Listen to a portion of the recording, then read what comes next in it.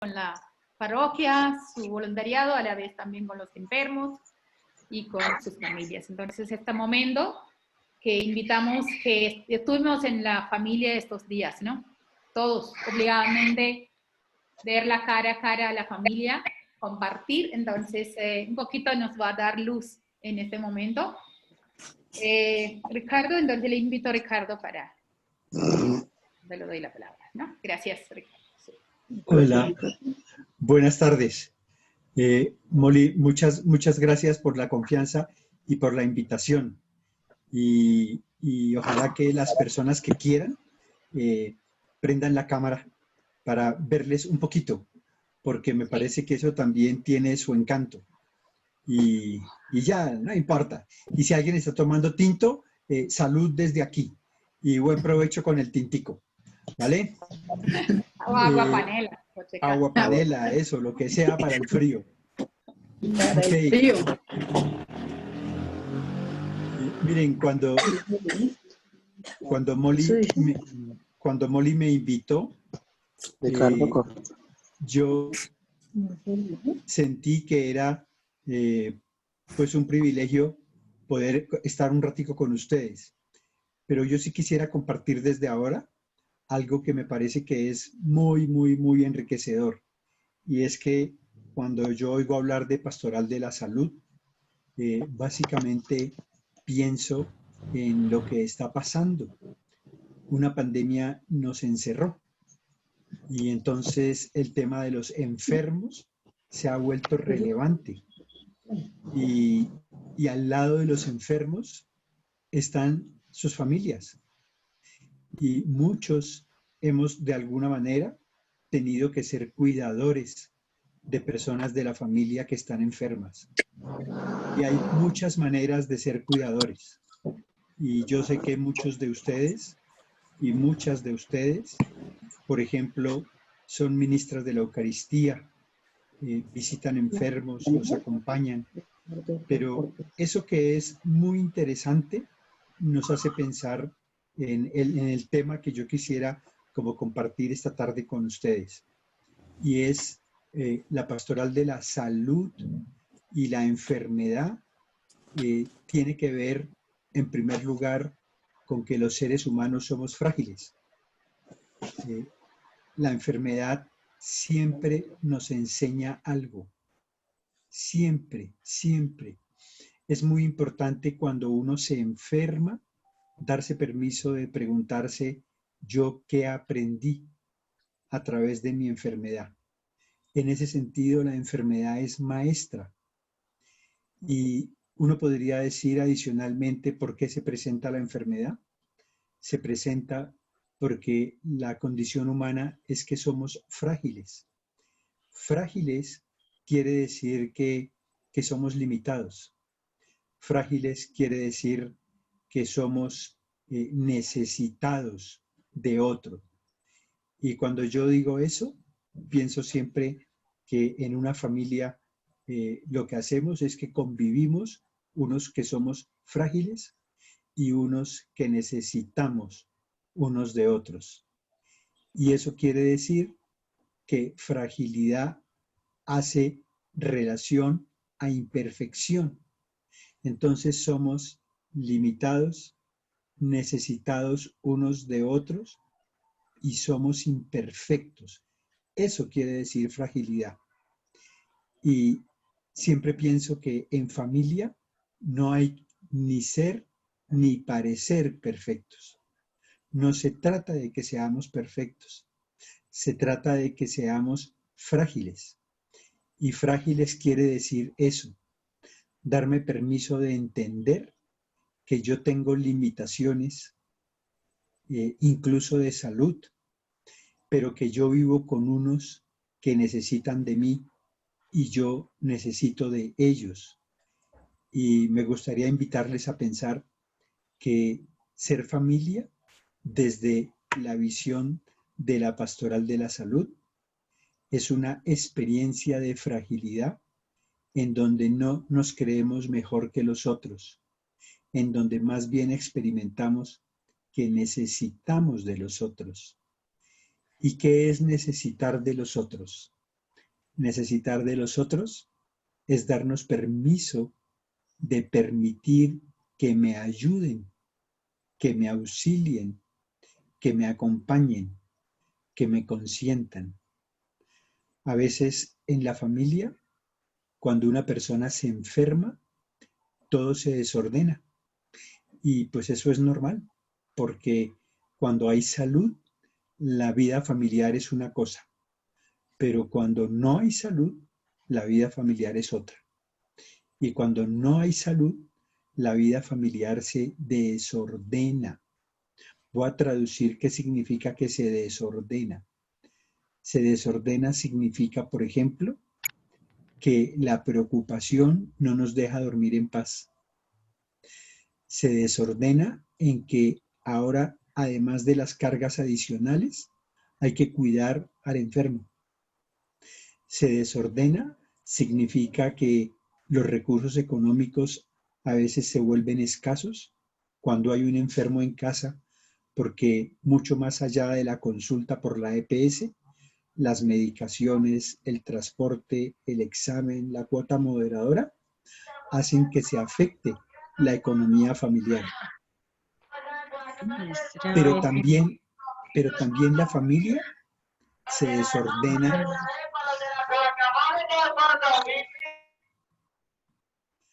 Pero también la familia se desordena emocionalmente. Emocionalmente es que mi propio miedo por la enfermedad de uno de los míos hace que yo no vea la forma como otros sienten lo que yo estoy sintiendo. Voy a traducir eso. Es muy fácil que en una familia donde hay un enfermo, alguien crea que a un hermano o que a un papá o que a una mamá no le importa la persona que está enferma. Y eso no es cierto. En una familia a todo el mundo le importa la persona que está enferma. Pero cuando se presenta una enfermedad, hay una cosa que es muy fuerte y es que nos da mucho miedo.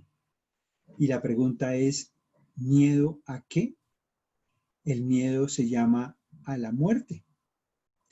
Y lo que estamos viviendo como experiencia con la pandemia es un clarísimo ejemplo de miedo a la muerte. Y todos sabemos que más o menos de 10 personas, a 8 literalmente, pues sí los afecta, pues no les pasa nada. Y solo a 2 de cada 10 la persona realmente los mata, la enfermedad los mata. Pero en una familia hay siempre un temor a la muerte cuando alguien se enferma. Entonces, resumamos lo que hemos dicho. En familia somos frágiles, necesitados unos de los otros, y cuidar un enfermo de alguna manera es darnos permiso de ayudarnos unos a otros. Cuando una persona se enferma en una familia, de alguna manera el enfermo valora y aprecia que todos de alguna manera ayuden. Y entonces se ayuda de muchas formas. Hay gente que ayuda haciendo la alimentación. Hay gente que ayuda haciendo el aseo. Hay gente que ayuda acomodando al enfermo. Hay gente que ayuda dándole la medicación en la hora oportuna. Hay gente que ayuda dando plata. Por ejemplo, a veces hay hermanos a quienes la experiencia de enfermedad les produce mucha angustia y de alguna forma, como les cuesta acercarse, se acercan de otra manera. Y por ejemplo, dicen qué se necesita y yo con gusto aporto económicamente.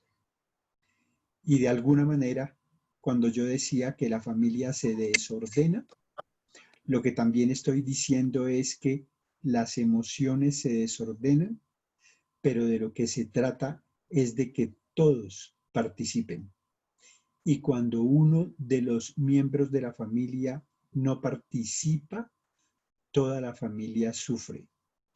el enfermo sufre, así la gente que lo rodea juegue a que él no se entera de que él no sabe lo que está pasando.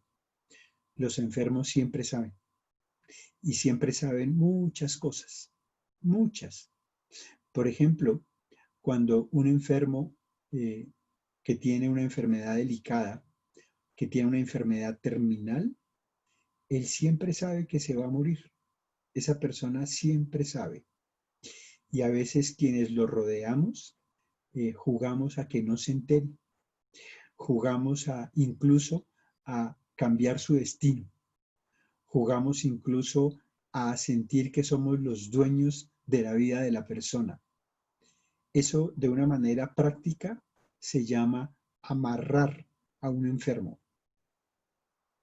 Por mucho tiempo yo he creído que, por ejemplo, cuando los papás de nosotros se hacen mayores, entonces los hijos necesitamos no amarrarlos, porque amarrarlos es una forma de desorden.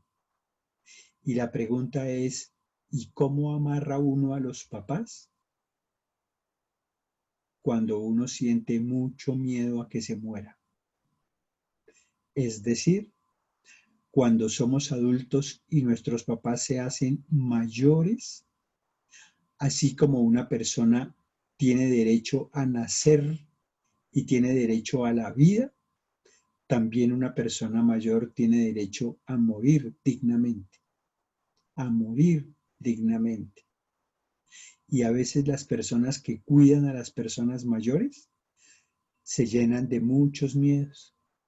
Y lo que siempre digo es, y esos miedos son totalmente respetables, porque eso hace parte de la condición humana.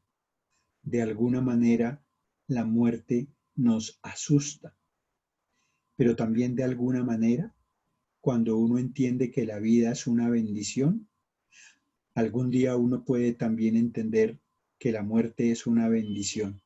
Es decir, cuando la muerte se aparece como el fin de un proceso en el que dignamente alguien termina su vida. Cuando una persona se muere después de un sufrimiento muy largo, de una enfermedad muy dolorosa, mi sensación siempre es, esa persona se alivió definitivamente. Esa persona se mejoró definitivamente. Ya todo lo que es sufrimiento, miedo, angustia, dolor, frío, fiebre, todo eso se acaba. Se acaba. Y de alguna manera hay que inclinarse ante el hecho de la muerte. Diciéndolo pedagógicamente, en las familias sería muy importante que aprendiéramos a que a la muerte hay que tenerle respeto, mucho respeto, pero no miedo. No miedo porque para allá vamos todos. Pero es normal que todos sintamos de alguna manera miedo, sí, pero es mejor acostumbrarse a mirarla con respeto. ¿Y qué es respeto? Respeto es que así como un día la vida llega con tu gusto o tu disgusto, un día la vida se acaba con tu gusto o tu disgusto. Alguna vez una mujer me dijo en consulta, yo no me quiero imaginar el día que mi mamá se muera. Y mi respuesta fue, pues comienza a imaginártelo porque va a pasar. Amarrar a los adultos, amarrar a los enfermos, tiene que ver con ese miedo por el cual yo no le permito que él haga el curso que tiene que hacer y que un día todos tendremos que hacer. Insisto, las personas que están muy enfermas siempre saben, siempre. La persona no sabe con el nombre técnico de los médicos. La persona no sabe que tiene un CA grado 3. No, ella no sabe que tiene un cáncer en grado 3 y que el cáncer se mide de 1 a 4. La persona no sabe técnicamente eso, pero la persona sí sabe que su vida está en proceso de terminación. Se llama proceso terminal, es por eso. Y la persona siempre lo sabe.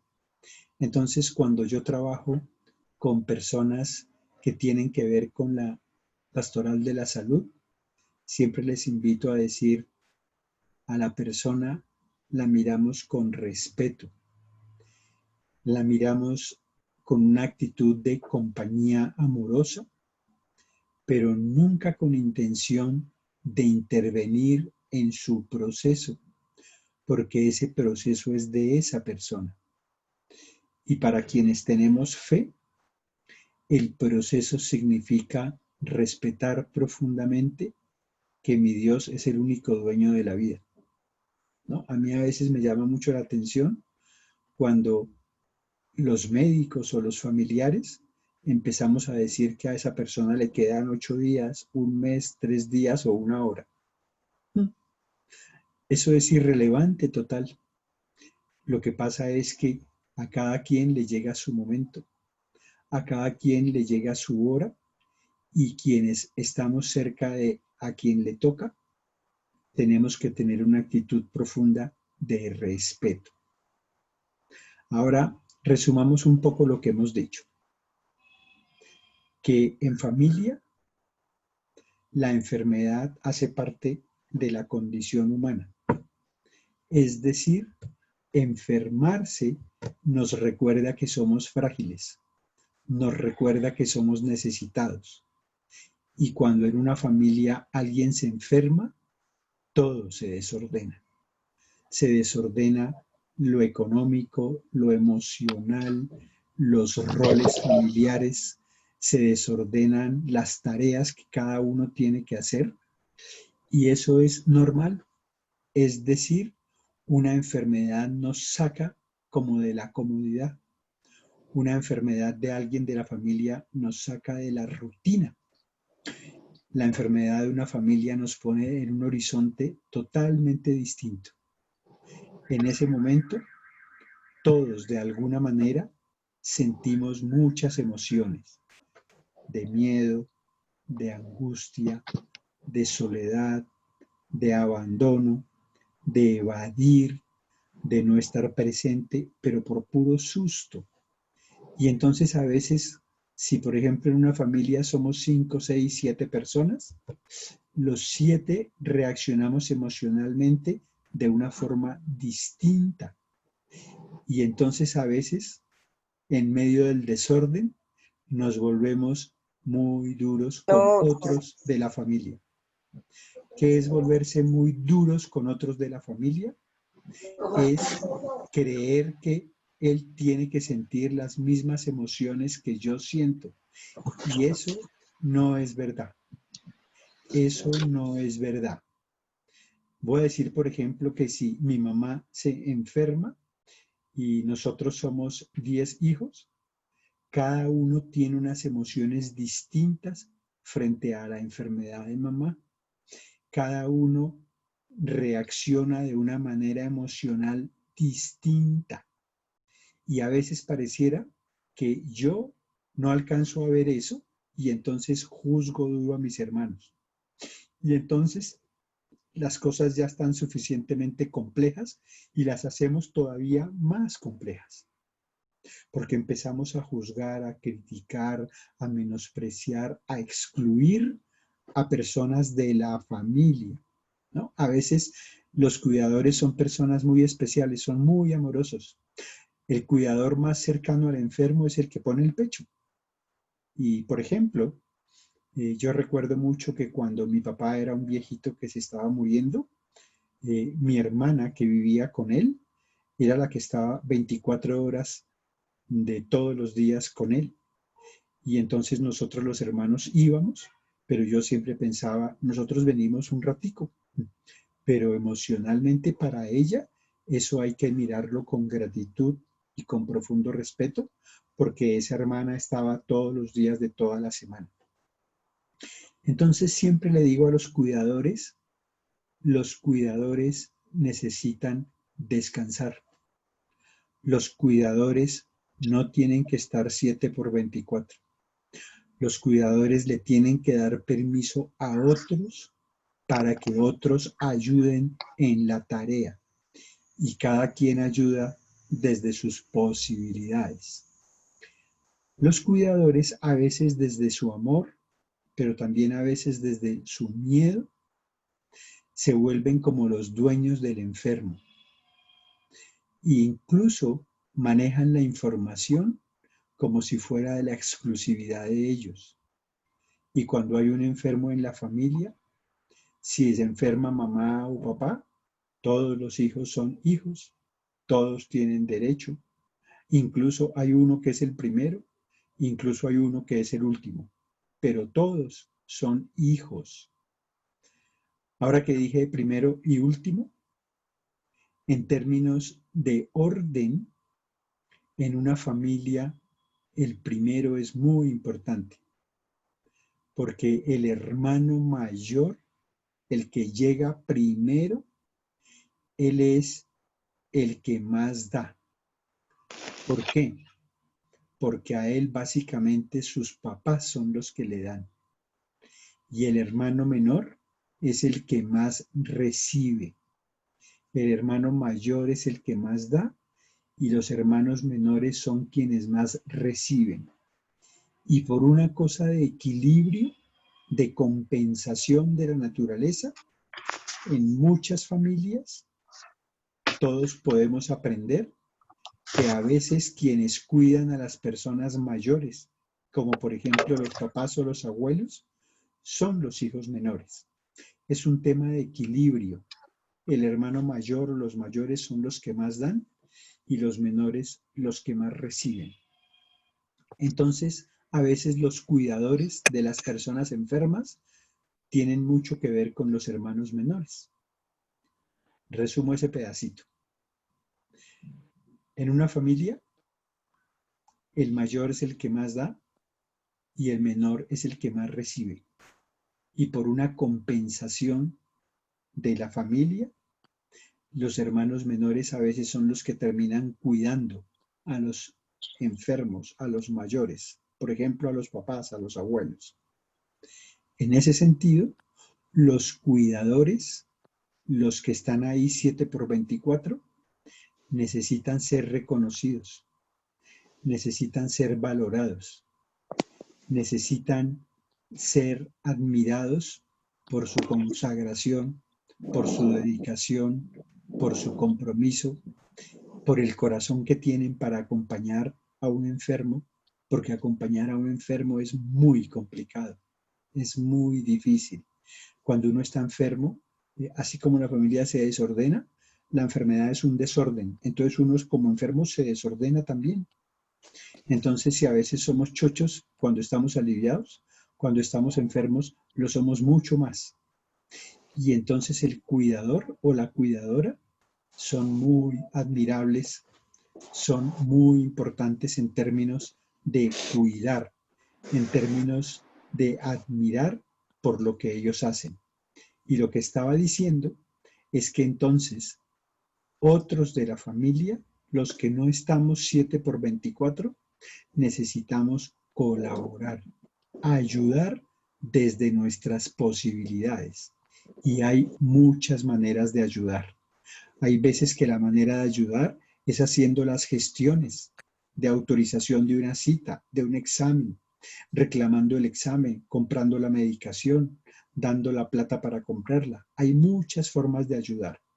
Y de alguna manera el orden, cuando hay enfermos, se restablece en la medida en que nos damos permiso de colaborar, de aportar. Es como con el juguito de la pirinola. Es como cuando hay un enfermo en la casa, la pirinola lo que tiene que decir es todos ponen.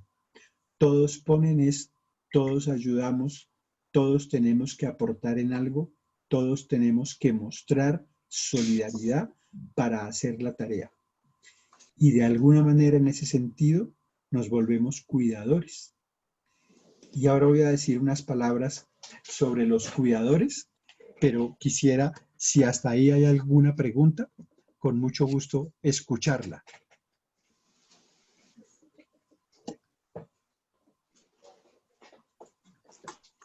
Y podemos activar nuestro micrófono y dale. ¿Alguien tiene alguna pregunta? Con mucho gusto. Sí.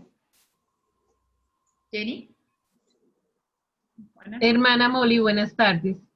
Creo que en todas las familias tenemos algunas personas, nuestros padres que todavía están vivos y que pasan de los 85 años, y tenemos esa hermana mayor. En la mía es al contrario, la hermana mayor es la cuidadora de mi madre, que tiene 85 años, y la verdad uno no tiene con qué, ni cómo pagarle que ella haga ese trabajo tan bonito, porque cuidar a un enfermo, como lo decía don Ricardo, es algo que tiene que tener un corazón, dejar actuar a Dios en su corazón, porque un enfermo no solamente a veces es el cuerpo pesado, es el dolor, es lo que él hablaba de, perdóneme la expresión, de las chocheras, sino también el cariño y el afecto para no cansarse, para poder estar atento a ayudarle, atenderlo y todo con amor. Esa es la gracia de Dios en las personas que hacen esto, y yo con esto que él ha dicho me ha movido mucho. Ok, muchas gracias, Jenny.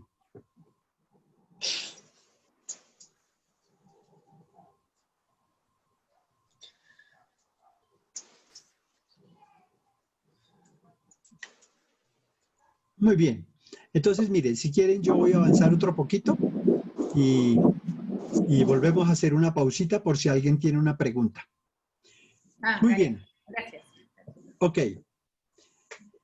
Miren, y ahora quisiera decir que una familia requiere que nos miremos con buenos ojos.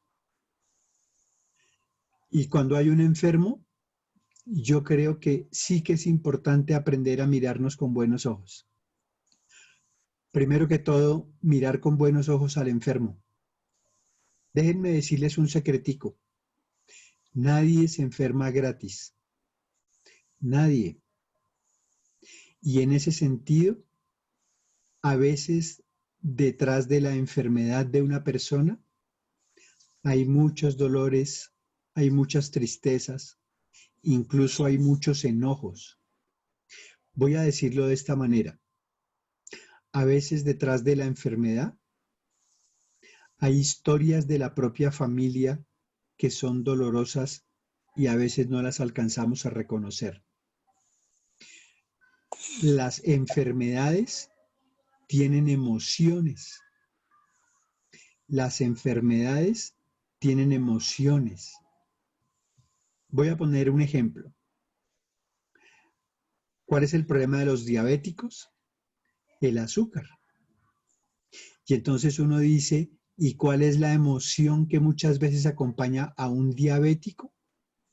Entonces miren, si el problema de un diabético es el azúcar, la pregunta del millón es, esta misma moneda por aquí, ¿qué es lo que está diciendo? Es decir, si el tema de un diabético es el azúcar, ¿cuál es la emoción detrás del diabético? ¿Han oído que uno dice, este jugo está muy amargo, échemele un poquito de azúcar? Entonces la emoción que hay detrás de la diabetes a veces es la amargura. Entonces uno dice, ¿y cómo funciona eso? Entonces, por ejemplo, una consultante me dijo un día, yo soy diabética. Y yo, ok, ¿y sabes cuál es la emoción que hay? Y entonces ella cayó en la cuenta de que no solo en su vida, sino en su familia, había amarguras. Y una amargura era, por ejemplo, que a papá lo habían asesinado, que un tío se había muerto en un accidente y que un hermano se había muerto muy joven, como a los 15 años. Esas experiencias producen mucha amargura y a veces uno no se hace diabético gratis. Y ahora nombremos otra emoción. ¿Han oído que dicen, se puso tan bravo, tan bravo, tan bravo que le dio un infarto y se murió? ¿O han oído que dicen, se puso tan triste, tan triste, tan triste que le dio un infarto y se murió? Eso quiere decir que a veces las enfermedades asociadas al corazón tienen que ver con enojos o con tristezas. Pero, por ejemplo, y finalmente, tercer ejemplo, la hipertensión. Los médicos dicen que la hipertensión es una enfermedad silenciosa. Entonces uno se pregunta, ¿y cuál es la emoción de la hipertensión? Y entonces uno encuentra que hay mucha gente que come callada. Es decir, que guarda, guarda, guarda, guarda, que se come todo, que no comunica, que no cuenta, que maneja secretos, que se vuelve muy enredado para manejar las cosas. Sorpresa, a veces detrás de esas actitudes de no compartir, de guardar, de no dejarse ayudar, puede que haya un tema de hipertensión. Y la hipertensión se caracteriza porque trabaja silenciosamente y un día cuando muestra los síntomas ya la persona está hipertensa. Por eso, a veces los médicos ven a una persona y cuando ven esas alteraciones que muestra la hipertensión, de su tensión, básicamente lo que el médico dice es, y ahora te vas a tomar esta pastillita religiosamente todos los días por el resto de tu vida, ¿no? Lo que el médico está diciendo es, la enfermedad se manifestó, pero no empezó hoy. Eso venía de atrás. ¿Qué quiero decirles con los ejemplos que puse? Quiero decirles que las enfermedades tienen emociones. Que, por ejemplo, cuando un niño se enferma de bronquitis, de alguna manera a ese niño se le está atragantando el alma, se le está atragantando la vida. Pero ¿cuántos adultos por el cigarrillo, por haber cocinado con leña, por muchos motivos, de alguna manera también se les atraganta la vida? Lo que quería decir entonces es, las enfermedades tienen emociones y a veces las emociones no son solamente de uno, sino que incluso son emociones compartidas con otros miembros de la familia. Voy a poner el ejemplo sencillo.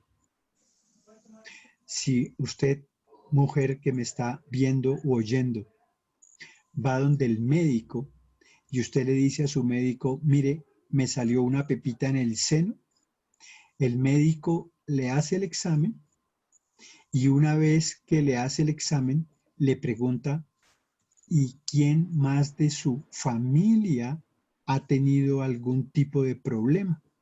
El médico básicamente le está diciendo es, oiga, en su familia hay gente que ha tenido cáncer de seno. Eso está diciendo el médico.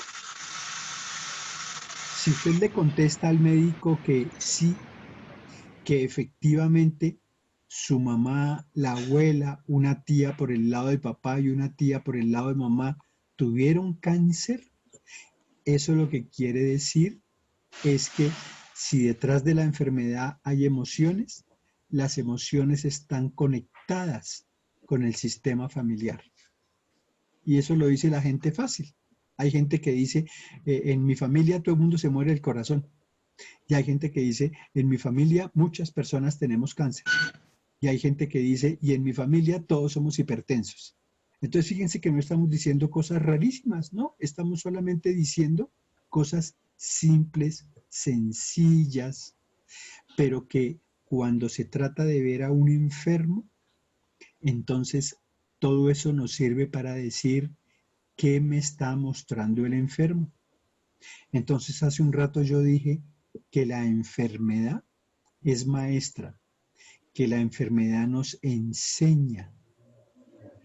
Y ahora la pregunta es, ¿y qué nos enseña el enfermo?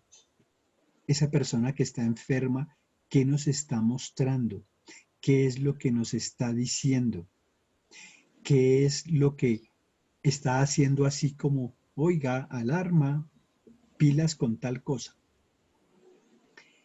Y la invitación es a darnos permiso de leer eso que hay ahí. Cuando ustedes van a visitar a un enfermo, por ejemplo, para llevarle la comunión, ustedes observan en qué condiciones está esa persona. Y de alguna manera, ustedes se hacen una idea de cómo es la familia de ese enfermo. Digo eso para reforzar que a veces tenemos que aprender a leer en nuestras propias familias qué nos quiere, gracias, qué nos quiere decir un enfermo. Yo me voy a tomar un tintico.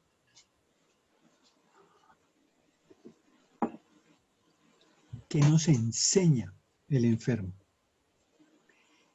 Y de alguna manera lo que nos enseña, el mensaje que nos está dando, es que, por ejemplo, nos demos permiso de ser misericordiosos con él. Yo llamo a eso mirar con buenos ojos al enfermo. Mirarlo con buenos ojos es no juzgarlo, es respetarlo, es tenerle paciencia. Pero a su vez, quienes hacemos parte de la familia, necesitamos tener las mismas emociones y los mismos sentimientos entre nosotros mismos. Es decir, por ejemplo, si mi mamá se enferma, ella me muestra unas realidades y me reta para que yo obre en consecuencia. Pero mis hermanos también me están diciendo cosas y qué bueno que yo le pueda decir cosas a ellos. ¿En qué sentido? En que nos miremos con buenos ojos, en que no nos juzguemos, en que no nos critiquemos, en que no nos excluyamos. Sabores artificiales y con vitaminas y un nuevo Tutti Frutti en sobrefresa. Y lo mejor, por solo 500 pesos, porque disfrutar la vida es así de fácil. Tutti Frutti. No se escucha. Ok, ya. Entonces lo que estaba diciendo es aprender a mirarnos con buenos ojos. Y mirarnos con buenos ojos es no juzgar. Mirarnos con buenos ojos es respetar la historia de la persona. Pero ahora quisiera avanzar un poquito más. A veces uno se pregunta, ¿por qué a mi hermano, a mi hermana, a mi mamá, a mi papá les dio esa enfermedad? ¿Por qué a él, por ejemplo, y por qué no a mí? ¿O por qué a mí y por qué no a ellos? Y eso hace parte de mirarnos con buenos ojos. Y a veces yo le digo a la gente que cuando una persona se enferma, la enfermedad es maestra en el sentido en que la persona que se enferma tiene en su mano la posibilidad de resolver la situación o de no resolverla. Voy a poner un ejemplo sencillo. Una mujer vino a consulta y me dijo que tenía como 34, 36 años, una cosa así. Y esa mujer me había contado que tenía una hijita de 3 años. Y esa mujer me dijo que le habían detectado un cáncer. Y a mí me impresionó escuchar eso, que una mamá tan joven y sobre todo con una hijita tan joven tuviera cáncer. Y casi que lo que primero que me brotó fue decirle, tú no tienes derecho a morirte porque tienes una hija de 3 años. Y trabajamos lo que teníamos que trabajar en la sesión y la persona se fue. Como a los 8 meses, un día llegó a mi teléfono un mensaje de WhatsApp. Yo abrí y empecé a leer, y cuando empecé a leer, tuve la sensación de que esto me lo mandaron por equivocación, porque esto es como una historia médica, y quién sabe esto a quién le mandaron, quién sabe a qué médico lo mandaron y se confundieron y me lo mandaron a mí. Pero por curiosidad, yo seguí leyendo. Y había una larguísima explicación de exámenes, de terapias, de radioterapias, de quimioterapias, etcétera, etcétera, etcétera. Y puro al final decía, Ricardo, y el médico dice que me tengo que cuidar, que tengo que ir a hacerme exámenes cada 3 meses, pero le escribo todo esto para contarle que hubo una cosa que fue muy importante para mí. Y fue cuando usted dijo que yo no tenía derecho a morirme porque tenía una hijita tan pequeña. Y ahora veo que de alguna manera eso me sirvió para ser capaz de luchar y no dejarme ganar por la enfermedad. ¿Qué quiero decir con eso? Básicamente lo que quiero decir es que a veces las enfermedades nos dan para algo. Siempre, siempre enseñan. ¿Y qué es lo que tenemos que hacer con una enfermedad? Con una enfermedad tenemos que tomar una decisión muy importante y es darle un lugar en el corazón. Darle un lugar en el corazón. Cuando la gente dice, es que me dio un maldito cáncer, yo puedo entender y respetar que eso es duro y que posiblemente uno hable así. Pero la invitación es, si usted quiere que su enfermedad le enseñe, le diga algo a su vida y a la de su familia, cuando uno se enferma, la primera recomendación es que uno sea capaz de darle un lugar en el corazón a la enfermedad. Es como si uno dijera, le doy un lugar en mi corazón a la hipertensión. Le doy un lugar en mi corazón a esta bronquitis. Le doy un lugar en mi corazón al COVID. Le doy un lugar en mi corazón al cáncer. Y ahora traduzco. Cuando yo digo esa maldita enfermedad, yo estoy excluyendo. Y cuando yo digo le doy un lugar en mi corazón a mi enfermedad, entonces yo no peleo con la enfermedad. Y cuando yo no peleo con la enfermedad, yo tengo muchas más energías y tengo mucha más posibilidad para vencerla, para reducirla. Entonces, al final del día, cuando uno se enferma de una manera grave, a uno le pueden pasar básicamente 2 cosas, o morirse o aliviarse. Y efectivamente hay gente que no cuenta el cuento. Pero en el cuento de la señora que tenía una niña pequeña, todo el mundo creo que me entendió de qué estábamos hablando.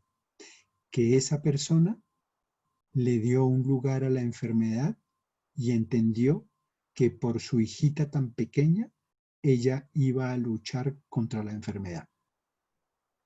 Entonces lo que hemos aprendido es que las enfermedades tienen emociones. Las emociones se leen no solo en la historia de uno, sino en la historia de otros de la familia. Entonces yo me enfermo como mi papá, como mi mamá, como mi abuelo, como un tío, como un hermano, como una hermana. Pero cuando uno le da un lugar a la enfermedad, cuando uno le permite, ven, porque tú haces parte, yo te miro como parte mía, eres mi enfermedad, entonces yo tengo posibilidad de encontrar un camino de sanación. En ese sentido, la enfermedad que siempre enseña algo, la enfermedad que es maestra, la enfermedad necesita ser mirada con buenos ojos. Ser mirada con buenos ojos. A veces no miramos con buenos ojos nuestras enfermedades. A veces nos cuesta mucho trabajo mirar con buenos ojos a nuestros enfermos. Los juzgamos, los menospreciamos. Y no perdamos de vista que mirarlos con buenos ojos tiene también esta posibilidad de sanar. A veces la gente me pregunta, Ricardo, ¿y qué diferencia hay entre sanar y curar? Entonces yo digo, hay personas que ya no se curan, pero muchas personas sí se pueden sanar. Vamos a poner un ejemplo. En el caso de la señora que tenía una hijita y que le dio cáncer, seguramente esa persona se sanó y se curó. Se curó porque pudo seguir adelante con su vida, le toca cuidarse, tiene que hacerse exámenes. Pero ¿en qué sentido esa persona se sanó? Esa persona se sanó en el sentido en que dejó que la enfermedad le enseñara y seguramente hizo que ella cambiara muchas cositas allá en su vida para que ella se cuidara, valorara su salud, valorara que estaba viva y valorara que tenía que tener fuerza porque tenía una hijita por la cual luchar. Y ahora pongamos el otro ejemplo. Hay personas que se mueren de cáncer y no se curan, pero sí se sanaron para morirse. Y es cuando la persona se mira a sí misma con buenos ojos, cuando la persona respeta su propio destino y cuando la persona siente que le llegó su hora. Muchas personas se van en paz, muchísimas personas se van en paz. El aprendizaje de esas personas que se van en paz, para mí es una forma como los que quedamos aquí, aprendemos que alguien sí se puede sanar. Y ahora quisiera decir que hemos hablado todo el tiempo de enfermedad y de salud, pero el común denominador ha sido hablar de familia, la suya y la mía, a la que pertenecemos. De alguna forma, lo único que tenemos, ¿no? A veces uno cree que la empresa es lo único que uno tiene, ¿no? A veces uno cree que es el trabajo, a veces uno cree que es el perro, a veces uno cree que es el carro, a veces uno cree que es la casa. Y al final del día, uno termina aprendiendo que lo que tenemos es la familia. Es decir, pertenecemos a la familia. Todos hacemos parte. Y sanar no solo las enfermedades, sino las relaciones, es de alguna manera entender que todos hacemos parte, que todos formamos parte, pero que todos tenemos derecho a formar parte. Voy a decir una cosa. ¿Han oído hablar de los hijos ovejas negras de la familia? Todos hemos oído hablar de las ovejas, ¿no? Casi que uno podría preguntar, oiga, ¿y en su casa quién es la oveja negra? ¿No? Y entonces ustedes me contarían y yo les contaría. No, en la casa eso, fulano, fulana. Esa figura de la oveja negra para mí es una forma muy especial de entender que en esa familia que es la suya y que es la mía y que es la de todos, necesitamos aprender a mirarnos con buenos ojos. Necesitamos aprender a mirarnos con buenos ojos. Porque ¿qué es un hermano o una hermana oveja negra de la familia? Aquel que no miramos con buenos ojos, aquel que no miramos con respeto, aquel que creemos que no tiene derecho, aquel que creemos que él no es parte del resto como los demás sí lo somos. Más aún, ¿se han dado cuenta que en todas las familias decimos que la oveja negra se excluye él solito o ella solita? No, uno no se puede engañar. Nosotros somos los que excluimos a esos que llamamos ovejas negras. Llámese hermano, llámese hermana, llámese papá, llámese mamá. ¿Ellos se excluyen? Sí, también ellos se excluyen, pero somos nosotros los que los excluimos. Lo que estoy diciendo es que pertenecer a la familia es pertenecer como somos, como somos. Acuérdense, frágiles, no perfectos, frágiles, necesitados los unos de los otros. Gracias a que somos necesitados los unos de los otros, es que la pertenencia se hace realidad. Cuando yo siento que tú me ayudas, que tú me entiendes, que tú me comprendes, que tú me respetas, que tú no me juzgas, yo siento que pertenezco. Cuando tú me miras con buenos ojos, yo me siento acogido. Cuando tú me consientes en mi enfermedad, Yo siento que pertenezco a la familia que me cuida. Yo siento afecto, yo siento cercanía. Resumen, pertenecer en la salud y en la enfermedad a la familia es una forma de mirarnos con buenos ojos.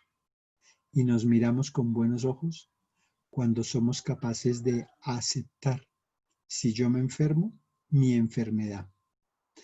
Aceptarla, darle un lugar, porque cuando le doy un lugar con respeto, tengo muchas posibilidades de curarme y de sanarme. Y si no me curo, sí me puedo sanar. ¿Qué es no curarme? Pues que al final del día la enfermedad me termine matando. ¿Pero qué es sanarme? Sanar es que yo me ponga en paz. Sanar es que yo me reconcilie con los míos. Sanar es que yo mire a los míos con buenos ojos. Pero también sanarme es que yo me dé permiso de que los míos me miren con buenos ojos. De que los míos me ayuden, me acompañen. Cuando uno está enfermo, de una manera muy especial, uno necesita de la pertenencia. Y la forma concreta como la pertenencia se siente cuando uno está enfermo es a través de la compañía amorosa de los de uno. Por eso cuando uno está enfermo y alguien lo llama, lo visita, lo saluda, le manda un mensajito, uno como que se llena otra vez, uno como que encuentra sentido, uno como que se mejora, uno siente la voz de ánimo, porque al final del día estar enfermos es llegar a un estado crítico de fragilidad y solo se sale de la fragilidad cuando nos miramos y nos miran con buenos ojos y cuando nos ayudamos. Te necesito y tú necesitas de mí. Te ayudo y tú me ayudas, pero nos ayudamos amorosamente, no como mejores o no como peores. No somos mejores que el hermano que está 7x24. No somos mejores, pero todos, el que está 7x24 y los que no lo estamos, podemos ayudar, podemos ser solidarios, podemos ser respetuosos, podemos ser emocionalmente un remedio que sana. Miren, todo el mundo en las familias relata historias de que fulano no se murió hasta que no llegó el hijo, la hija, la esposa, el esposo que estaba de viaje. ¿Saben qué es eso? Eso era, faltaba el remedio emocional de la presencia de alguien. Faltaba la mirada de alguien. Faltaba el contacto con alguien. Y cuando eso se logra, la persona se va en paz, pero la persona se puede poner en paz.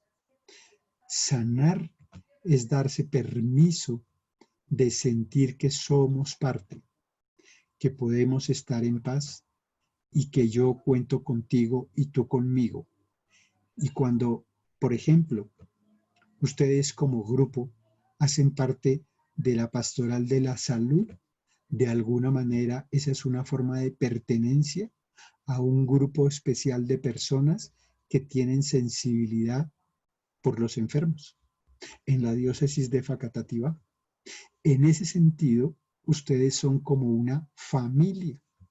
Y cuando ustedes han llevado hoy 6 sesiones de compartir estos ratos, lo que ustedes y yo estamos haciendo es como alimentando la posibilidad de pertenecer a nuestras propias familias.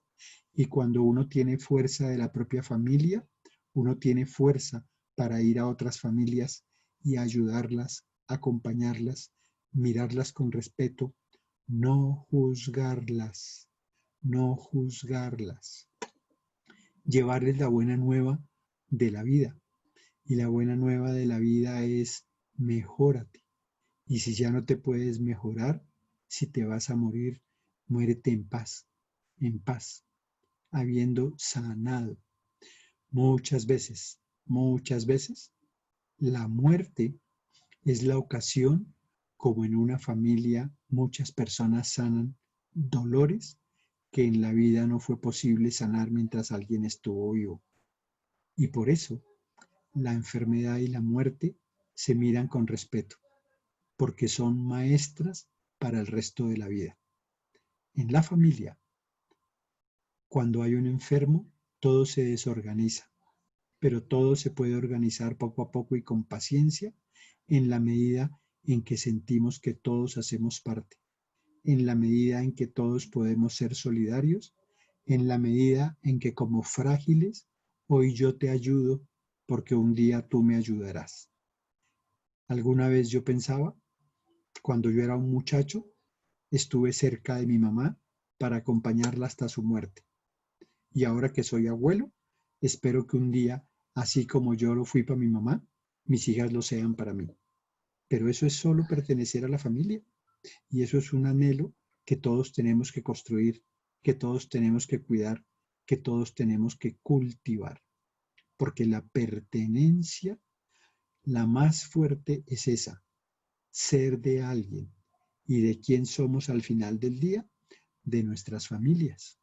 Y por eso cuando hacemos por otras familias, es porque en nuestras familias estamos bien alimentaditos, emocionalmente, con salud, para ir a hacer algo por otros. Por eso en la pandemia, de alguna manera todos nos hemos movido, porque vemos que hay que hacer por nosotros, pero hay que hacer por otros. Y ese es el sentido más profundo de pertenecer. Yo quisiera volver a parar e invitarles a que me digan si hay alguna pregunta o algún comentario. Bueno, gracias, Ricardo.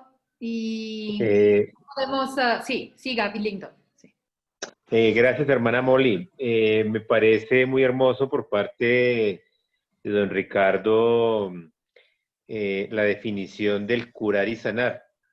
Casualmente, en estos 15 días he escuchado una disertación de el padre Fidel Oñoro, que es un biblista, bueno, y hablaba justamente de eso, ¿no? Porque en los evangelios claramente ese par de palabras son utilizadas de distinta manera. Y Jesús hizo curaciones, pero también Jesús hizo sanaciones. Entonces, me pareció muy hermoso que usted, don Ricardo, hubiera hecho el análisis de los dos términos que parecieran sinónimos, pero no lo son. No lo son. De acuerdo. Gracias. Con gusto, Wellington. Gracias.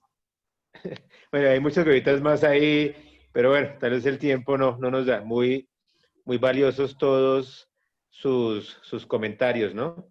Gracias. Con mucho gusto. ¿Alguien más? Hermana Molly, buenas tardes. Buenas tardes, sí, siga. Primero que todo, agradecerle infinitamente la invitación que me hizo. Estoy aquí presente, María Eugenia soy. Quería agradecer al doctor Ricardo que está en esta charla tan hermosa porque hemos aprendido mucho. La verdad quería hacer la intervención porque me llamó muchísimo la atención de sanar y curar. Para mí antes era lo mismo, sanar o curar. Pero qué hermoso, y lo mismo, el saber uno compartir en familia cuando hay alguien que está enfermo. Pero quería hacerle una pregunta a don Ricardo. Es que cuando nosotros hablamos de que tenemos enfermedades por familia, en el caso, por ejemplo, mío personal, tengo 56 años y estoy un tanto asustada porque mis triglicéridos jamás han podido estar como estable, ¿no? Y la doctora a mí me dice, yo voy a donde la doctora y ella me dice, ay, María Eugenia, mira, lo que pasa es que tú tienes por familia, y yo tengo los triglicéridos asustadísima, estoy porque mis triglicéridos, la semana pasada llegaron los resultados y los míos están en 698. Entonces, me han asustado terriblemente y lógico, me siento joven y tengo mis hijos muy jóvenes también ellos. Y entonces, aquí se ha convertido en familia. Mamá, cuídate, mamá, no comas, mamá, no hagas, mamá, tienes que hacer ejercicio, mamá. Ese es el angustia. Don Ricardo, buenas tardes, doctor, ¿cómo ha estado? Muchas gracias por escucharme. Ok, ok. A ver, mira. Yo justo voy a coger eso para hacerle una pregunta. María Eugenia creo que fue la persona que me hizo la pregunta. Y es, ¿tú tienes los triglicéridos altos como quién de tu familia? Como mi madre cuando murió. Eso, exactamente. Eso. ¿Sí ven la conexión? Siempre Ajá, hay conexiones. Ahora la pregunta es, ¿y a qué edad murió tu mami? a los 61. Muy bien. Entonces, mira, eh, a veces yo le enseño a la gente que hay una Ujú, cosa que se llama lealtad y hay una sí, que se llama deslealtad. Entonces, ¿qué es lealtad? Lealtad es que mi papá tenía los triglicéridos altos y yo también. Eso se llama hiperlipidemia, ¿no?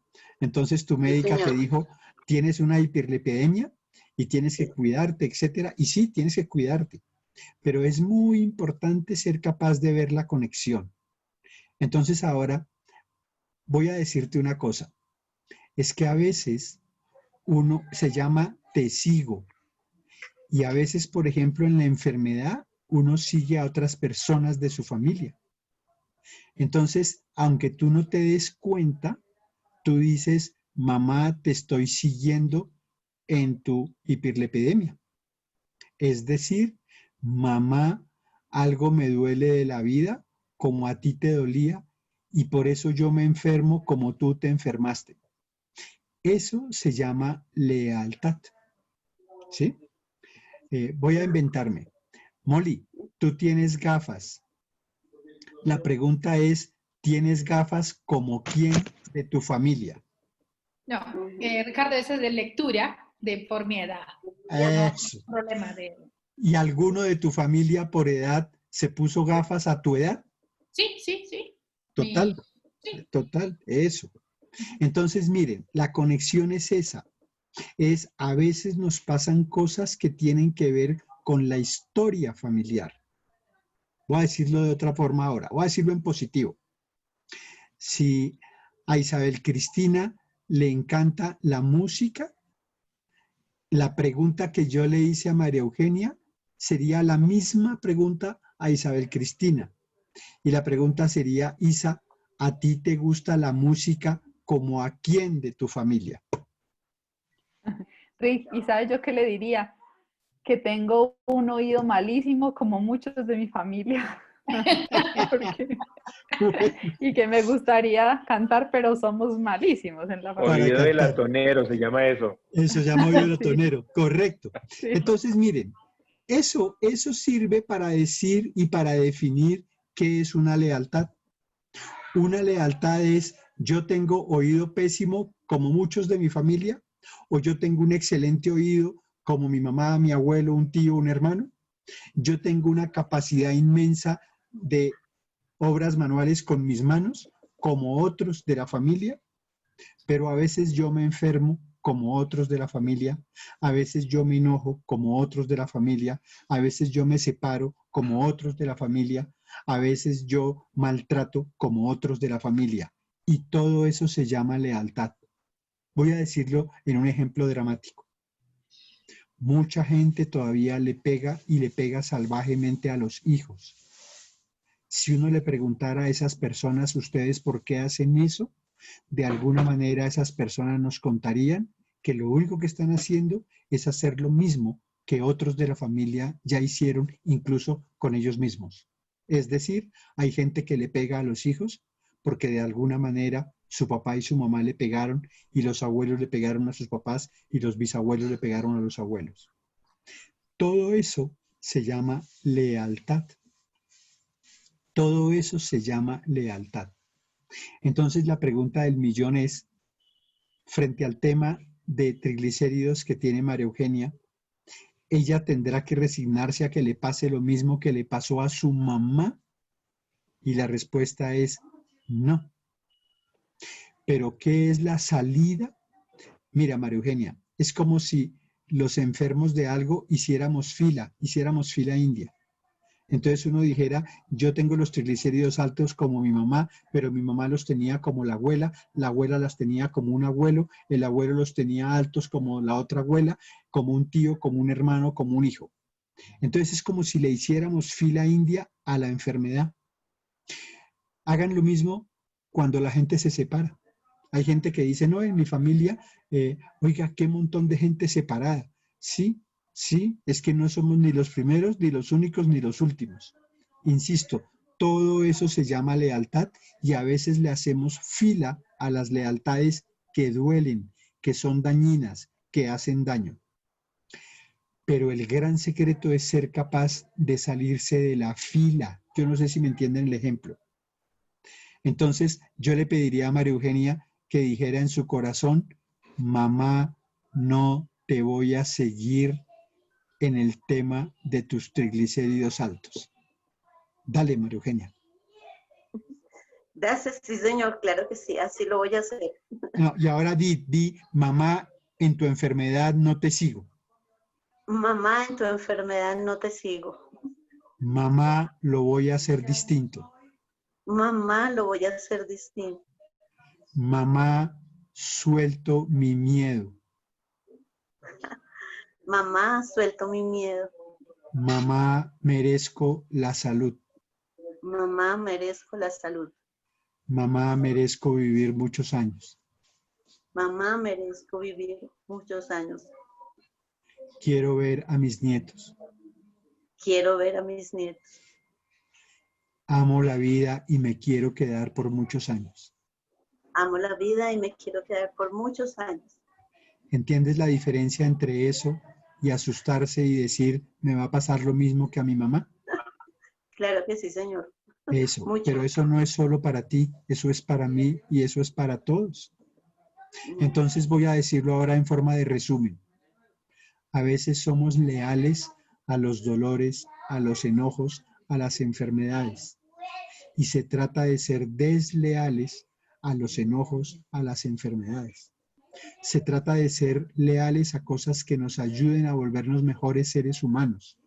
Entonces, si a mí me gusta el estudio como a mi papá, como a mis hermanos, como a mis abuelos, eso me vuelve mejor ser humano. Entonces, en eso es rico seguir a otros. Papá, te sigo en el amor al estudio. Pero cuando una enfermedad de mi papá se me vuelve una amenaza, la tarea es la otra y es, papá, en tu enfermedad no te sigo. Voy a poner un ejemplo. A veces en las familias suceden cosas muy duras, muy trágicas. Por ejemplo, un accidente. Por ejemplo, un asesinato. Entonces hay muchos miedos en la familia. Y se trata de que algunos de la familia se den cuenta y digan que nunca más pase lo que pasó con el abuelo, que nunca más pase lo que pasó con el tío, que nunca más pase lo que pasó con aquel que murió asesinado, con aquel que murió en un accidente. Ya fue suficiente. Y los demás no vamos a seguir la tragedia familiar. No sé si me hago entender. Entonces es como darse permiso de reconocer que hay cosas que nos amenazan, que nos pueden hacer daño, y de lo que se trata es de no seguir. No te sigo en la enfermedad, no te sigo en el enojo, no te sigo en la violencia.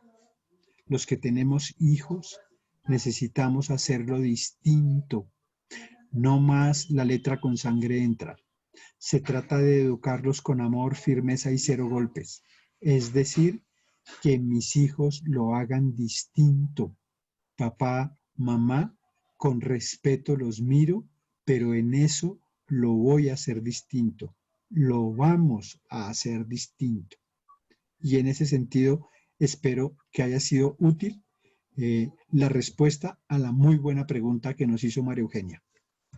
Mil gracias, de verdad, muchísimas gracias, claro que sí. Estoy reflexionando, se me ahoga la voz, pero estoy reflexionando muchas cosas.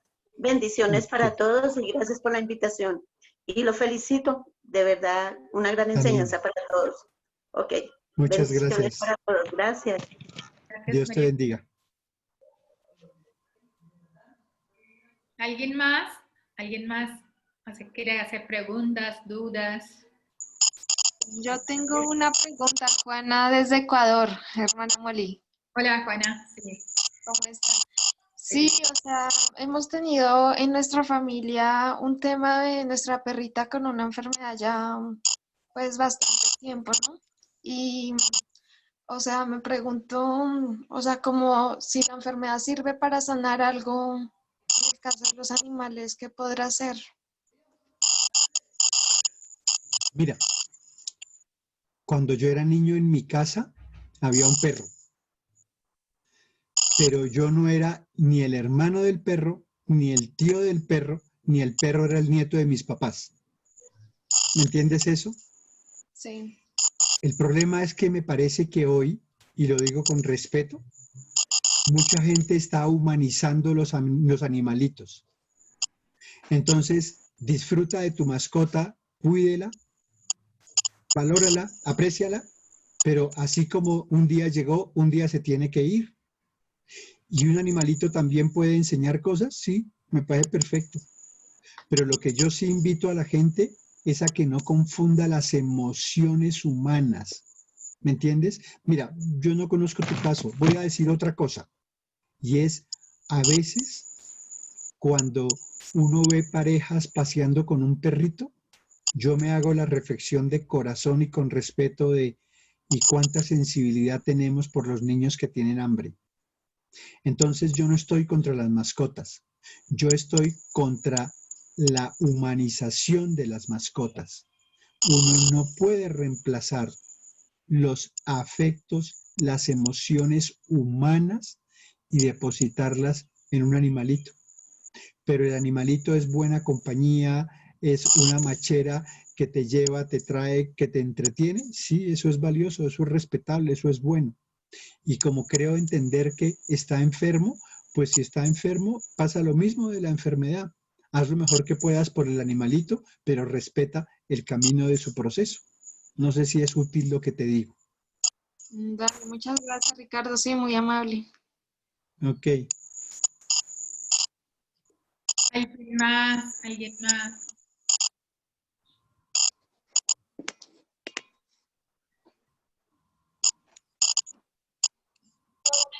Buenas tardes, Ricardo. Mira, soy María Piedad Carrillo, amiga de Molly. Yo a ella le comenté que yo tengo un hijo autista. Al comienzo para mí fue muy difícil aceptar esto, pero en la medida que lo hemos aceptado como esto, nuestra vida cambió. Pero uno sabe que ellos nunca van a tener cura y que van a ser los hijos de toda la vida. ¿Qué me aconsejaría para seguir con él en estos momentos que son tan complicados y tan difíciles? Mira, yo más que aconsejarte, lo que me permites decir es que cuando en una familia hay un hijo con una discapacidad, en esa familia sí saben y sí entienden qué es el amor. Es decir, cuando no hay un hijo discapacitado, hablamos de muchas cosas definiendo y hablando del amor. Pero verdad, verdad, verdad, verdad, es una mamá que tiene un hijo. Entonces es aceptar la enfermedad es muy difícil. En eso tienes toda la razón y eso me hace sentir profundo respeto como por tu experiencia, por tu vivencia, pero me hace también valorar, porque todo empieza a tener solución de alguna forma cuando hay aceptación de la persona que tiene esa condición. Y cuando, por ejemplo, lo que dijimos hoy se puede aplicar y es a esa persona que es autista, es con qué ojos lo miramos. Lo miramos con buenos ojos. ¿Qué es lo que él nos enseña? Pero darnos permiso de ¿y qué aprendemos nosotros al lado de él? Mucha gente que tiene en su casa a una persona discapacitada termina con el paso de los años valorando cómo esa persona, que parecía el más débil, el más frágil, el más necesitado, termina siendo el gran maestro de una familia. Yo te digo que cuando tú aceptas la situación, sacas fuerzas más allá de lo que todos nos imaginamos para que él esté en las mejores condiciones posibles. Pero mirándolo con buenos ojos es porque ustedes como familia se miran con buenos ojos. Es la única salida, porque efectivamente a veces esas condiciones de discapacidad no tienen una solución, tienen soluciones muy parciales. Y todo el mundo sabe y Dios sabe lo que eso significa en cada familia, la historia de personas con limitaciones. Pero precisamente, reitero, allá es donde sí saben qué es amar. Que es mirar con buenos ojos. Muchas gracias, pero tengo una sobrina que tiene un hijo de 4 años y tiene el mismo problema. Yo como la aconsejo a ella, yo le doy miles de consejos, de cosas, pero ella como que no quiere aceptar, le pasaba lo mismo que a mí. Exacto, eso te iba a decir. Entonces, mira, solo te iba a decir dos cosas. La primera, si ves que si hay conexiones como a otros de la familia. Y lo segundo, ella está viviendo en este momento lo que un día tú viviste en su momento. De manera que también a ella, mírala con buenos ojos. Dale Pero la hay posibilidad. una gran diferencia, que ella es madre soltera. Yo por lo menos tengo a mi esposo, que es mi apoyo. Eso. Ahora entiendes que ella tiene, ese niño o esa persona tiene a un papá excluido. Es decir, tu carga es más llevadera porque tienes un esposo. Ella tiene una carga más pesada porque no lo tiene. Más aún, es muy probable que una de las razones por la que esa relación se acabó es justo por la condición de esa persona, del niño o la niña que está enferma. Entonces, lo que quiero decir es eso que tú sabes mejor que yo, ¿sí?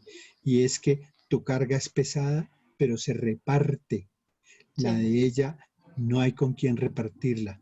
Y eso es muy difícil y allí es donde entra el tema de la solidaridad, de la compañía, de hacer presente a otros de la familia, porque parte de la esencia de la familia para ese niño no está. Es decir, hay una mamá, pero no hay un papá. Y así como yo dije que había que incluir la enfermedad, yo te diría con todo respeto que un día, cuando ella tenga más capacidad de aceptación, la invites a decir, incluye al papá del niño, porque ese muchacho, ese niño, esa niña es hijo de un papá y de una mamá. Ellos le dieron la vida y ambos siempre serán los papás. Peor para ese papá si no está, pero siempre será el papá. Y esa mujer le puede hacer un gran servicio a su hijo si se da permiso de incluir a su pareja que está excluida, pero si se da permiso de darle permiso al niño de que experimente de alguna manera a papá, ¿no? Mira, voy a decir con un ejemplo sencillo. Alguna vez una persona me dijo que el papá de su niño nunca le respondió. Y yo le dije a ella, ¿y el niño sabe que el papá existe? Y ella me dijo, sí, pero no tan claramente. Y yo le hice una invitación y le dije, mira, ¿tienes una foto del papá? Me dijo, sí. Y le dije, mira, dale la oportunidad, no lo hagas por él, hazla por el niño. Y ella me contó un tiempo después que en su casa puso la foto para que el niño viera a su papá. Era una manera sencilla de incluir, porque a veces lo que nos cuesta incluir significa enojo. Y en la persona, en tu sobrina, uno puede sospechar que hay enojos, que hay cargas, que hay dolores y sobre todo que hay sobrecarga para la mamá que tiene que asumir a ese niño que está enfermo. Sí, claro, y es que ya vive en otro país, entonces es difícil el contacto familiar. Sí, pero mira lo que hemos aprendido con la pandemia. Sí, no, que ahora excelente. nos podemos ver. Sí, señor. ¿No? Sí, Ok. Pero es una cosa que uno la debe superar, es en familia, porque uno solo como mamá es muy difícil. Sí. De acuerdo. Muchas gracias, Ricardo. Con gusto, María Piedad, suerte. Gracias. Yo a Esperanza Romero. Esperanza Romero. Hermanita, una pregunta para el doctor. Espéreme un segundo, Esperanza, si quieres activar su micrófono, hacer pregunta, comentario. Si no, Gloria.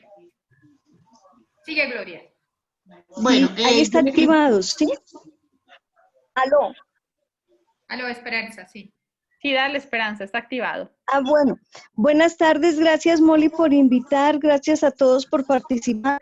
Mi pregunta para el doctor es el siguiente.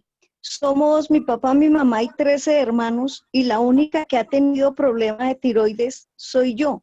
No conozco a nadie de la familia que haya tenido problema de tiroides. ¿Qué emoción podría haberlo causado? Ahora di otra vez, yo tengo problema de tiroides. Yo tengo problema de tiroides. Nací con problema de tiroides. Eso. Y ahora y que yo sepa, Y que yo sepa, no hay nadie a quien le ha pasado lo mismo. no hay nadie a quien le ha pasado lo mismo. Pero las emociones que yo siento, Pero las emociones que yo siento, de alguna manera, sí tienen que ver con mi historia familiar. de alguna manera sí tienen que ver con mi historia familiar. ¿Tú entiendes la importancia de la tiroides? Sí, mucho. La tiroides es la que regula, ¿entiendes eso? Ujú, sí, Y señor. ahora mira, tus síntomas tienen que ver, por ejemplo, con cansancio, Sí, ¿ok?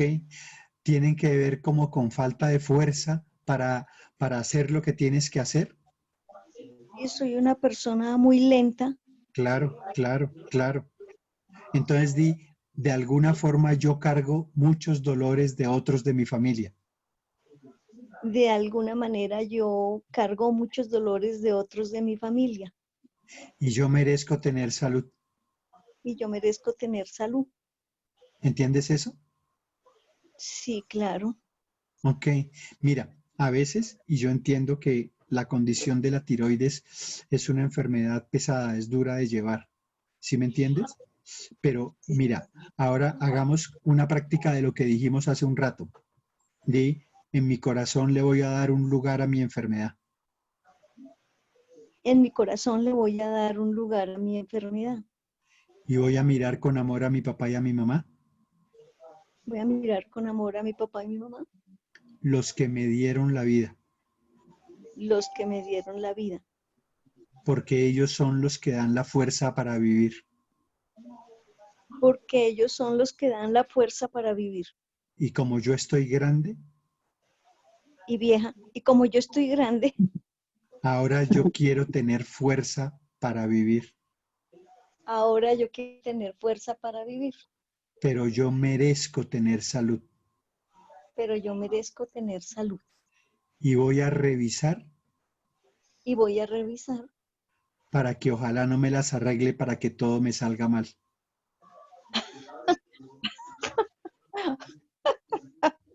Dilo. para, para que, para que no me las arregle, para que todo me salga mal. ¿Te suena? Sí, basta. Eso. ¿Entendiste? ¿Entendiste? Sí, señor. Eso, eso. Entonces, mira, finalmente la tiroides es como el automático que uno tiene en el cuerpo, ¿sí? ¿Has visto los calentadores que tenían un piloto que había que estar prendido? Sí, señor. Eso, es como si el avión hiciera esto, ¿no? Eso le pasa cuando la tiroides se afecta, pero tú tienes que decidir darle un lugar a la enfermedad y decir, no quiero cargar lo que no me toca, voy a hacerme cargo de lo que sí me toca, y lo que sí me toca es mi vida. Y ahora yo merezco tener salud y merezco estar en paz. Yo merezco tener salud y merezco estar en paz. Esa es tu tarea, querida. Ah, bueno, muchas gracias. Y créeme que muchos tenemos tu tarea, tener salud y estar en paz. Bueno, muchas gracias. Ok, con gusto. Aquí Gloria, ¿no? ¿Quería hablar? Sí, hermanita. Sí, señora. Doctor, buenas tardes. Doctor, mi pregunta es, o tengo una duda. Cuando uno va sanando, ¿hay más paz? ¿Siente más paz cuando uno va sanando? Gracias, doctor. Ok. Mira, hay preguntas que yo digo, no quiero contestar eso, porque mira, es un proceso y es un proceso que nos toca a todos y de alguna manera, todos podemos tocar, casi palpar cuánta paz tengo ahora respecto de lo que tenía antes. Entonces, yo voy a tomar esto de tu pregunta y es, sanar es un proceso, pero un proceso que tiene como termómetro. Así como un termómetro mide si tenemos fiebre o no tenemos fiebre, sanar también tiene un termómetro y para mí es eso, es si uno está en paz o si uno no está en paz. Entonces hay gente que está mejorcita pero no puede dormir. Entonces yo digo, pues síguele trabajando a estar en paz porque es muy importante para mejorarse dormir bien, comer bien y sentir que uno merece comer bien, merece dormir bien, merece estar bien. Es como darse permiso de decir yo merezco y eso tiene un efecto en términos de tranquilidad interior. ¿Sí? O sea, todos sabemos que cuando hablamos de la paz interior, estamos hablando de otra cosa, como habla, por ejemplo, la política y lo social. Estamos hablando de darnos permiso de sentir que yo merezco mi vida, merezco mi salud, pero yo honro a los que me la dieron, honro a mis papás y honro al que da la vida a través de mis papás. Ese es como el tema. Y eso sí produce una cierta sensación que uno puede medir y que uno tiene que medir, pero es un caminito que tú, yo y todos tenemos que ir haciendo poco a poco. ¿Vale? Gracias, doctor. Gracias, doctor. Muy amable, muy amable. Muchas gracias. ¿Alguien más? ¿Alguien más? Sí, buenas noches. Hermano, muchas gracias. Tengo dos preguntas para el doctor. Primero, pues, darle las gracias al doctor por estas enseñanzas. Y segundo, pues, preguntarle qué concepto tiene él sobre la apnea del sueño. Mi esposo está sufriendo de apnea del sueño hace más o menos unos tres años. Y la segunda pregunta es, ¿qué concepto también tiene sobre los niños que son hiperactivos? Que en este momento, pues, la mayoría de los niños se encuentra uno con familias donde le comentan que tienen niños hiperactivos y los están medicando. Muchas gracias. Ok. A ver, mira, yo no soy médico y yo quise solo poner unos ejemplos, Pati, pero, a ver, yo puedo entender que hay unas emociones detrás de problemas del sueño y a veces básicamente esas emociones tienen que ver con miedo, pero yo no quisiera entrar más en detalle porque yo entiendo que para eso hay los profesionales que trabajan en los problemas del sueño, ¿sí? Entonces, eso en primer lugar. Lo que sí creo es que allá atrás hay una emoción que tiene que ver con el miedo, con un poco de angustia. A veces la tensión, los miedos no vistos son los que producen, por ejemplo, insomnios. Y entonces en ese sentido, pues yo solo quise ejemplificar que en todos los trastornos, que en todas las enfermedades, de alguna manera hay emociones y hay emociones personales y de otros de nuestra familia. Y en segundo lugar, cuando tú me preguntas sobre los niños, yo entiendo que ahí hay temas que son muy importantes. Por ejemplo, los niños hiperactivos, ¿qué es hiperactividad? Es como que están por encima de su capacidad de. Y entonces, en ese sentido, yo siempre me hago la pregunta, entiéndeme, me hago la pregunta, no estoy diciendo que tengo la respuesta.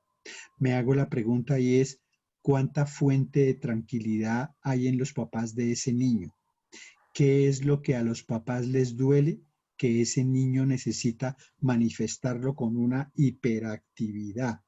¿Qué es lo que hay en esa familia que no deja que todo el mundo como que se relaje? Esos niños a veces yo los llamo los niños mensajeros. Es decir, así como la enfermedad nos enseña cosas, a veces los niños se vuelven mensajeros para enseñarnos cosas. Y de alguna manera, cuando un niño está enfermo, uno sí se tiene que hacer la pregunta es, ¿qué nos está pasando como familia? Pero entiéndeme, yo no quiero que esto no parezca como que eso es una receta que aplica para todo el mundo. Yo quiero que se queden con que detrás de las enfermedades hay emociones que es muy importante reconocer, que es muy importante a veces aceptar y que es muy importante a veces leer incluso en otras personas de nuestra familia, porque voy a repetir un principio que me parece que es muy importante y a ver si ayuda a tu pregunta. Y es uno solo soluciona lo que uno ve. Entonces, ¿qué hay detrás de la apnea de sueño en tu esposo? La pregunta del millón es, ¿qué es lo que no están viendo que hace que él tenga ese trastorno? O la pregunta igual vale para el tema de los niños, y es, ¿qué es lo que algunos de la familia no están viendo para que el niño sea mensajero de que aquí algo está pasando? Yo siempre le digo a la gente, cuando un niño se enferma, en la familia los grandes nos tenemos que preguntar qué nos está queriendo decir el niño con su enfermedad, o con su trastorno, o con su dificultad. Y de alguna manera eso tenía que ver con estar en paz, ¿no? Hay relaciones de pareja de adultos que no son relaciones de paz. Entonces los niños terminan cargando lo que no les toca, ¿sí? Cuando a veces, por ejemplo, en pareja estamos muy enojados, esos enojos los cargamos nosotros, pero, y a veces la gente no lo sabe, quien más los carga son los hijos. Y voy a aprovechar para decirte un secretico. Y si en una familia hay 3 hijos, el que más carga emocional simplemente es el más pequeño. Siempre es el más pequeño. ¿Por qué? Porque los más pequeños son los más vulnerables. Cuando la gente dice que la cuerda se revienta por el lado más débil, ese es el principio que se aplica de por qué los niños y el menor de los niños en una casa es quien más carga los enojos, los miedos de los adultos. Espero que te sea útil. Sí, muchísimas gracias, doctor. Y es verdad todo lo que dice, por eso dentro de la iglesia, digamos, católica se maneja el tema de la sanación interior, que es muy importante sanar interiormente. De muchas enfermedades es por muchas gracias. Todo gusto. Patricia, ahorita le doy palabra a Lilia. Gracias, hermana Molly. Doctor Cortés, una pregunta. ¿Emocionalmente qué afecta la artritis y la artrosis? Muchas gracias. A ver, yo quiero que nos quedemos otra vez con el criterio de como las emociones, ¿sí me entiendes? Pero mira, en la artritis hay inflamaciones y hay muchos dolores, ¿sí? Y la pregunta es, cuando algo se inflama, a veces es porque hay enojos. Pero lo quiero dejar ahí porque es que si no, ¿no? Solo quería decir, miren, reconozcan cuál emoción hay en la enfermedad. Busquen, reconozcan, pero no toca ir a un diccionario donde un experto. Toca solo mirar nuestras relaciones familiares. Mirarlas. Si yo tengo un enojo muy grande, es posible que a mí se me inflame una articulación, ¿no? Entonces es como aprender a leer las emociones. Ahora, por ejemplo, a los niños les enseñan dónde sientes el enojo. Es como cuando uno le pregunta a alguien dónde te duele. Ahora entonces la pregunta dónde te duele vamos a hacerla emocionalmente. Y es dónde está en el ojo, dónde sientes el enojo, en la cabeza, en la nuca, en la espalda, en el estómago, en las piernas. Entonces esa es una forma de aprender a leer emociones, ¿no? Cuando una persona tiene una artritis, entonces es muy difícil tocarla porque ella tiene mucho dolor, sobre todo en las articulaciones. Entonces uno se hace la pregunta es, ¿cuántos abrazos le quedaron debiendo a esa persona cuando era pequeña? No sé si me hago entender, ¿no? A veces a uno le quedaron debiendo abrazos y eso cobra algún día la factura, ¿no? Y en ese sentido hay muchas cosas que podemos aprender de las enfermedades respecto de las emociones, pero entiéndanme, de las enfermedades se encargan los médicos, ¿no? Ellos tienen la palabra y uno tiene que aprender a leer las emociones, pero uno tiene que aprender a seguir las indicaciones médicas. Eso es su trabajo, eso es lo que ellos saben hacer y esa es la forma de ayuda que ellos ofrecen. Nosotros estamos intentando decir a las personas, aprenda a leer sus emociones, aprenda a conectarlas en su propia historia o en otros de su propia familia y verá que de alguna manera usted encuentra que hay sentido.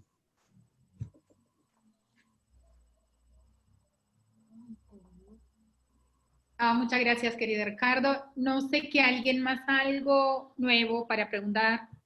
Si no, ya estamos a 5:45 y todos estamos 1 hora, casi 2 horas conectadas y Ricardo también. No sé que alguien más, una pregunta para terminar. Sí, sí, María Janet. Gracias. Primero que todo quiero dar gracias a Dios por esta charla tan interesante, como todas, pero la de hoy extraordinaria. En el caso mío, y ya sé que no es médico, pero quiero comentarle porque no lo escuché, tengo lupus eritematoso sistémico. Estoy anticoagulada hace muchos años. Todos mis familiares anteriores por parte de mi mamá murieron de trombosis.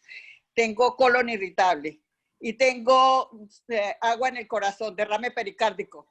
Sin embargo, yo como que no acepto nada y no me acuerdo, sino cuando voy al médico todo lo que tengo. Me sirvió muchísimo su clase porque veo que la manera como uno recibe, acepta y todo es excelente. Maravillosa la clase, muchísimas, muchísimas gracias y dígame algo de todo lo que tengo.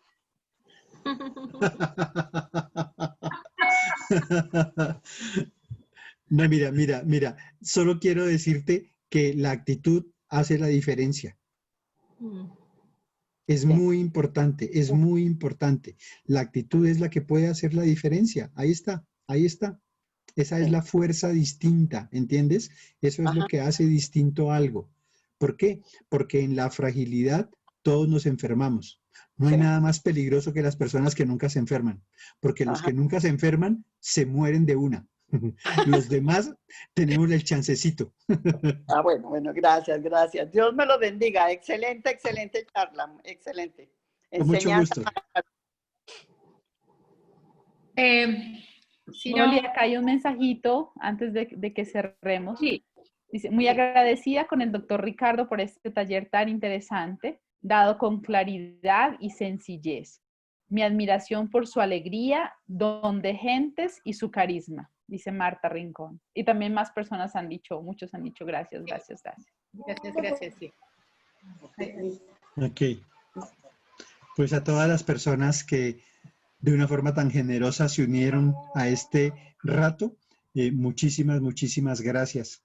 La única intención es que lo que decimos lo decimos con amor y ojalá sea útil a su historia, a su vida y a su familia y que nos miremos con buenos ojos y que a los hijitos se los educa con firmeza, con amor y sin golpes.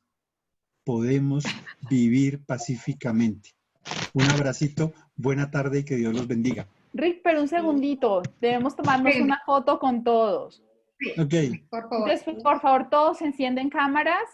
No nos podemos perder la foto con el doctor Ricardo, con nuestro querido y amado Ricardo, para los que lo conocemos más. Sí, nuestro maestro hoy día, el Día de los Arcángeles, como médico, como mensajero, como protector, nos apareció hoy día.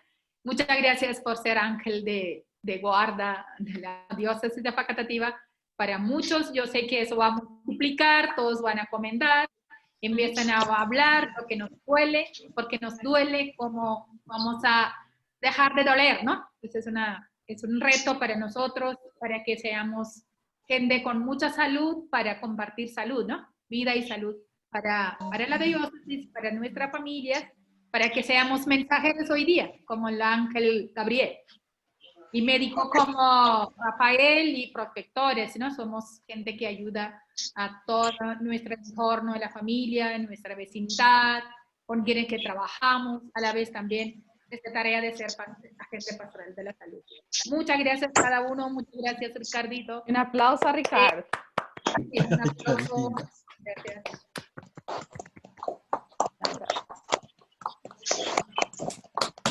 No sé qué ya nos conectó Padre Constantino. No le veo, Padre Constantino está.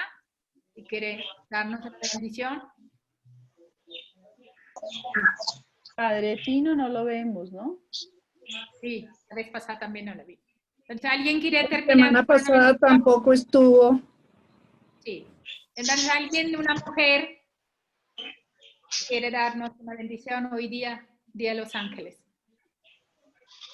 El Señor nos bendiga y nos guarde, ilumine su rostro sobre nosotros y se apiade de nosotros. Nos muestre su rostro y nos conceda la paz. El Señor nos bendiga en el nombre del Padre, del Hijo. Ay, muchas gracias. Gracias. Bendiciones. Muchas gracias. Todos multipliquemos el mensaje. Bolicita. Sanemos, Por la sí. paz. Amén. Miren, y las próximas 2 sesiones vamos a seguir trabajando el tema de familia. O sea, vamos a seguir en esta onda que iniciamos con Ricardo. Para que sigamos tener otros médicos. Entonces hay un médico que entra próxima semana, que es médico, y también vamos a hablar del tema de familia. Muchas gracias. Un abracito. Buenas tardes. Bendiciones. Gracias, hermana Moli. Gracias. Amén. Gracias. Gracias. Muchas gracias. Chao, chao. Muchas gracias a todos. Gracias, bendiciones, un fuerte abrazo. Gracias, sí. Gracias, hermana Molly. Gracias a todos. Hasta el próximo lunes. Dios la bendiga. Martes. Es interesante. Hasta el próximo lunes. La dirección para clavarnos los martes, hermana. Era para eso estaban pendientes. Muy bien. Martes. Chaito. Ahí tenemos médicos. Atrás vienen muchos médicos, entonces vamos a estar preparados. Que junten más gente, inviten más gente, comparte el link. Igual después les vamos a compartir las grabaciones. Esto quedó grabado. Gracias. Bueno, después se los compartimos. Gracias, muy amable. Los Gracias. podamos compartir. Gracias. Mil gracias. Bueno, muy pues, interesante. Gracias, hermana Molly. Gracias, gracias. Chao, María Elena. Chao, Nidia. Chao, Lilia. Chao, Yanaí. Chao, chao, hermana Moli. Cristina, muchas gracias. Con mucho muy gusto. hermosos los temas. A ver, gracias. Dios la bendiga. Hay que alargar el tiempo. Para más tiempito.